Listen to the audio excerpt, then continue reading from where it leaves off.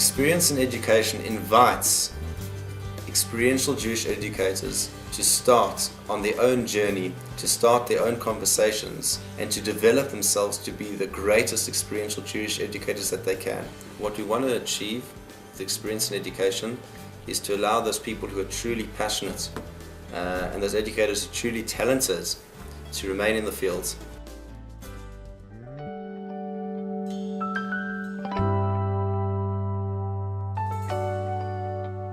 You guys are in between role, you're like what's called more like a Talmid Chaver.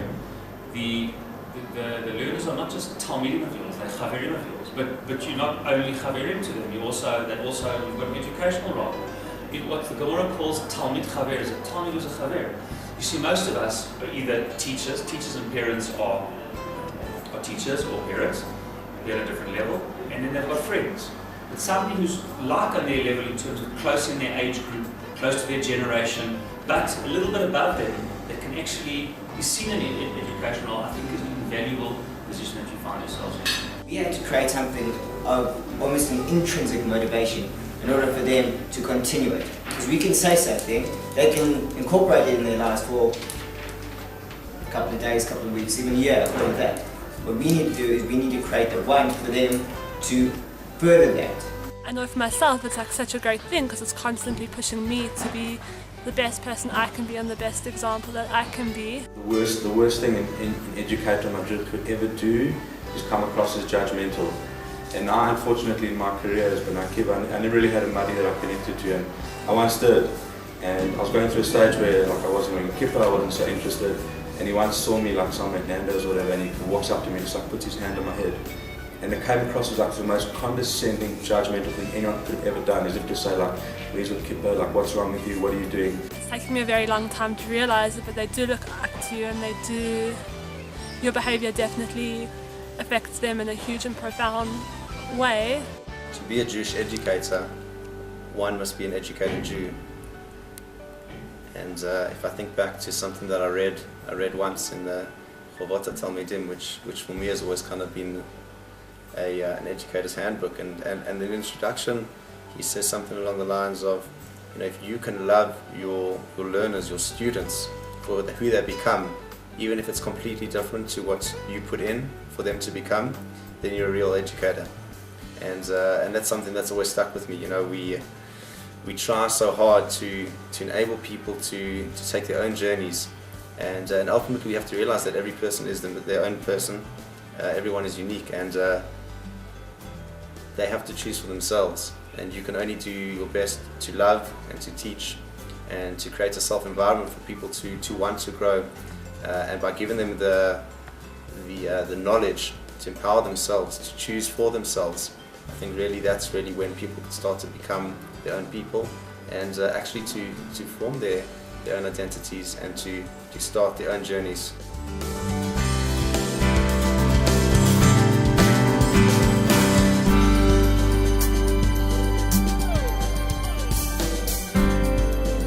Experiential education is not only a methodology, it's a philosophy. You have a clear goal in mind. So when you're starting the day, you're not saying, how can we set up something where a kid is just going to find himself or find herself or discover something incredibly powerful and let that happen. That is experiential learning. Experiential education means that you have a goal. We know what we want to achieve. We have a message that is Torah. You're giving them relationships and skills for life, deepening and enriching their connection to Judaism and themselves. That's a lot more important than just giving them facts and information.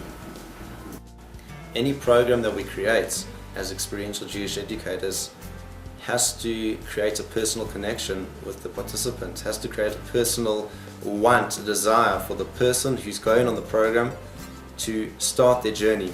If it's not personal, and if they can't identify with it, why would they want to try? Why would they want to learn?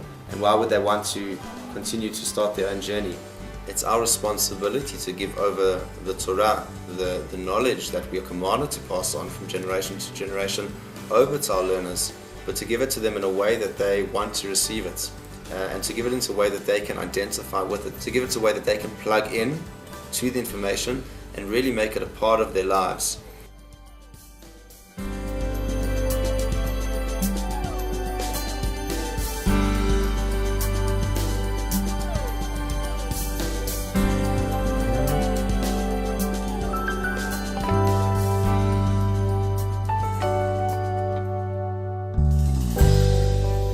gained the understanding that kids really want to be heard, and that people are most receptive to hearing what you have to say when they know that you're interested in them and their lives, and that you can bring things down to their own level. It's definitely helped me grow as a person and discover strengths in myself and develop certain traits and strengths in myself that I never knew I had before or had before. With my chanichim, like to establish such a good connection with them and to actually become a part of their lives, and to see that they actually really affect their lives, which as a teacher, as an educator, you often think you don't. We were going on a personal journey with the children. We were giving a part of us when we learn with them. For me, being a madricha isn't just a hobby, it's a lifestyle. It's, you know, what I live, what I love. And the only way this can be done properly is if this is your world. Your world is your student, and that's what you're thinking about when you get home, and you don't have a million other distractions. It's about what you teach, but it's also about who you are, and being yourself is something that's so important. And if you're true to yourself and you're true to what you're teaching, then really you can become a successful and an authentic experiential Jewish educator.